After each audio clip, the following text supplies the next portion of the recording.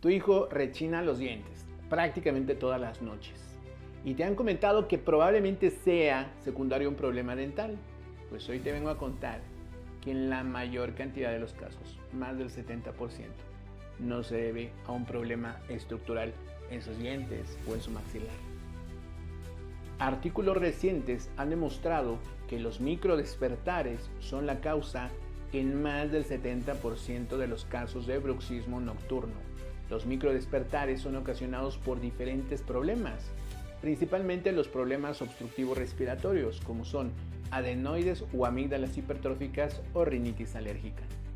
La apnea obstructiva del sueño, que es cuando el niño hace pausas para respirar, también está involucrado en el caso del bruxismo nocturno, sobre todo el que es persistente.